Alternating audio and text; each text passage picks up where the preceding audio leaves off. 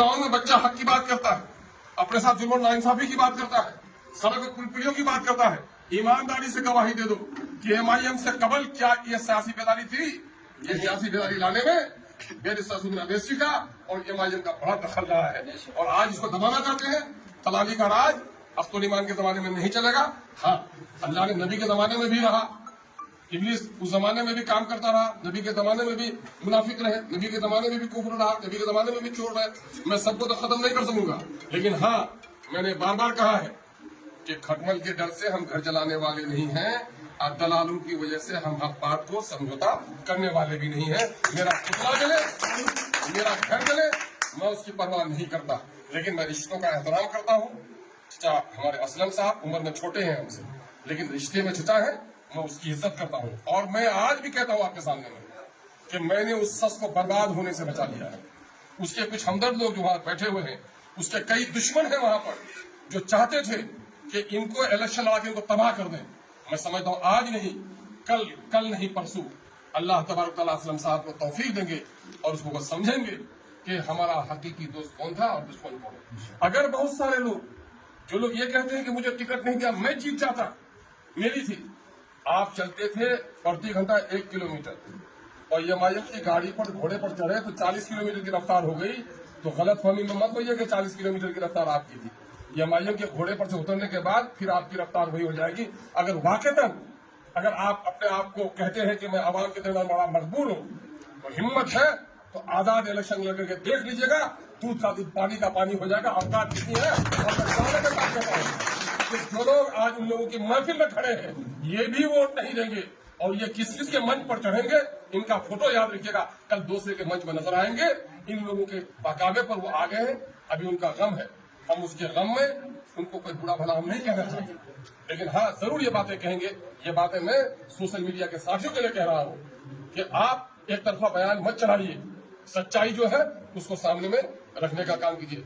मैं एक बार फिर दिल की गहराइयों से अजीज सरवर को मुबारकबाद देता हूँ। मैं एमआईएम के कारकुनों से कहता हूँ कि आपने बड़ी बेबाकी के साथ, बेखौफी के साथ मेरे कान में आपने कहा है कि फला को वोट दीजिए। गवाह है, ये आपकी आवाज गवाही देगी कि आपने हमको इनको टिकट देने के बारे में बोला है। अब इनको जिताना आप सबकी जिम्मेदारी है।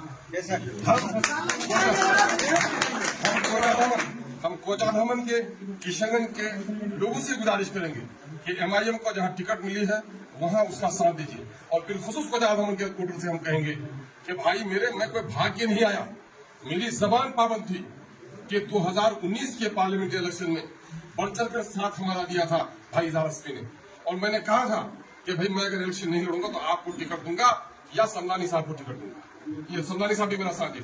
जब टिकट देने का दोनों के बाद फैसले की बात आई तो समदानी साहब ने इनकार किया और मैंने इजारस्पी साहब को टिकट दिया। अवैसी साहब ने कहा कि अगर आप इलेक्शन नहीं लड़िएगा तो मैं बिहार में इलेक्शन नहीं लड़ाऊंगा। तब मजबूरी के तहत अमूल के लोगों की मोहब्बत थी हमारे साथ, अमूल के लोगों से मशवरा किया। अमूल के लोगों ने कहा कि तुम जबान के पाबंद होने की वजह से अगर इजारस्पी को टिकट दे रहे हो तो तुम अमोर आओ, हम लोग तुम्हारा साथ देंगे, तुम नॉमिनेशन करो, हम लोग जिताएंगे।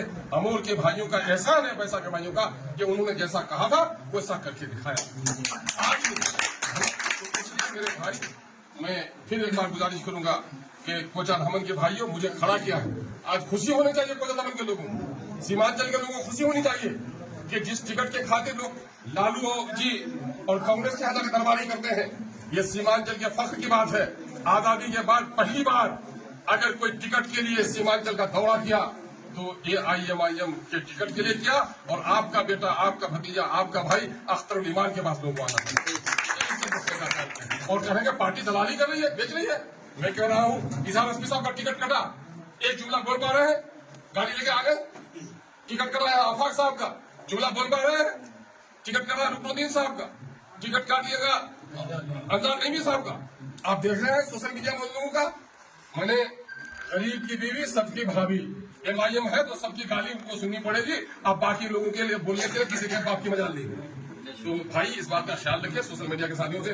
मैं कहना चाहूंगा सोशल मीडिया के लोगों को भी कि खुदा के वास्ते इस बात का ख्याल रखो, शराब पीना, चोरी करना ही जुर्म नहीं है। झूठी बातों को पेश करना, मिर्च मसाला लगाकर जो सही नहीं है उसको भी इस तरह से पेश करना, तो कल तुमको जवाब देना पड़ेगा इसलिए।